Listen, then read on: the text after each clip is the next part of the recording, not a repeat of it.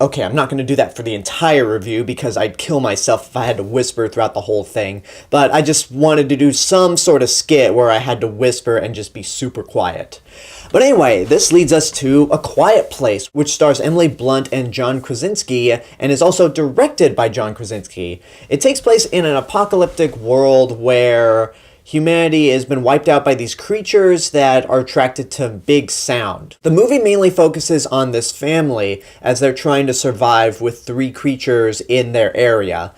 And that's pretty much it. You don't really need to know much else other than that. So every time I saw the trailer for A Quiet Place, I was always intrigued by the premise of the movie and the overall concept of a world where these monsters attack people that make noise. And because it's a movie that you would have to make with little to no dialogue, I was interested to see how they would pull off. But there were 2 little words that kept me from being super excited about this movie. In fact, because of these 2 words, I went in this movie with reservations.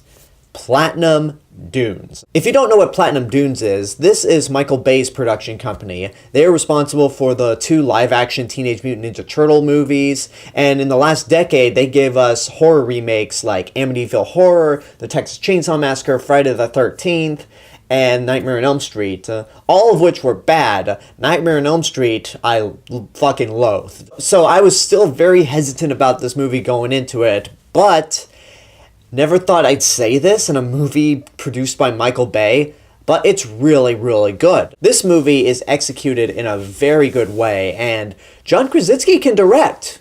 Who knew? And it's funny that 2 years apart, we get 2 people who are mainly known for TV comedy directing horror thriller films. I don't think this is anywhere near as clever as Get Out. And I think this movie suffers from a lot of problems that keep me from loving it the same way I did Get Out. But getting back to John Krasinski and his direction, he knows how to get good performances from these child actors who are really good, and he knows how to create suspense and horror. There are many, many moments in this movie where I'm sitting on the edge of my seat doing this, which is something that I don't normally do in horror movies anymore. But because the movie is just so quiet throughout, outside of background noises and a score, it just makes it all that more nervous, because it's one of those situations like, if you're in a horror movie, you want to be as quiet as possible just so you know where the killer could be. And these are all the characters doing that, where the monsters are quite literally attracted to sound, and it's nerve-wracking at points. It does have a few jump scares here and there, but they're not the super cheap ones. Emily Blunt is also in this movie, and she's really good as well. All the performances here are great, and it's especially impressive considering that these actors have to work with little to no dialogue. The oldest child in the family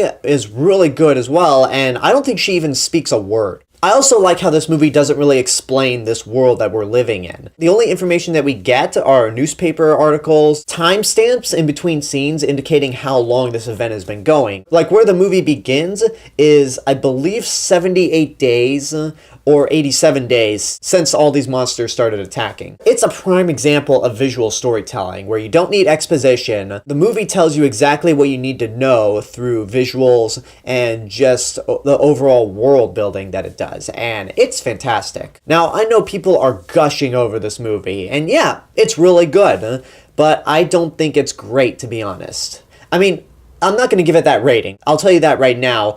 I would say worth seeing in your lifetime, but the reason why I'm not going all the way and saying get off your ass and go see it right now is because I did have some issues here and there. You know I'm very big on monsters. I'm in the middle of reviewing all the Godzilla movies from 1954 to 2004, for God's sake.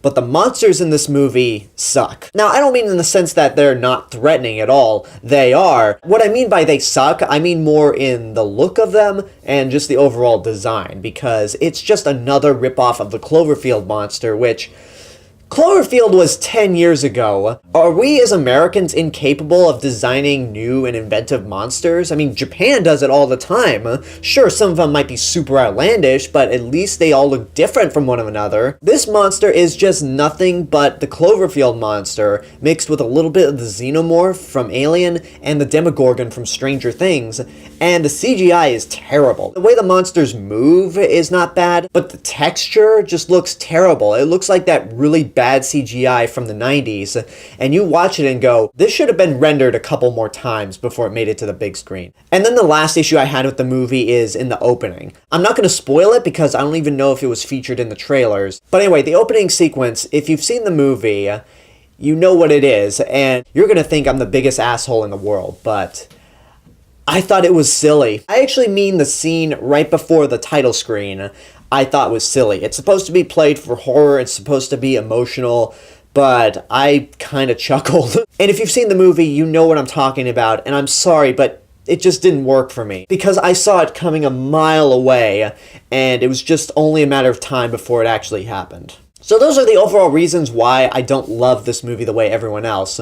In fact, I don't even think it's going to stick around for my top 10. But, as I said beforehand, it's worth seeing in your lifetime. The direction's great, the actors are fantastic as well, the premise is intriguing, and John Krasinski manages to get a lot out of people with very, very little. So, in a way, it's a really fantastic accomplishment. And yeah, if you're into horror, you should definitely see it. And that's my review for A Quiet Place. I hope you enjoyed it. Leave a comment down below and tell me what your thoughts are on the movie, if and when you've seen it. And as always, this is the real Mr. Robinson telling you there's only one.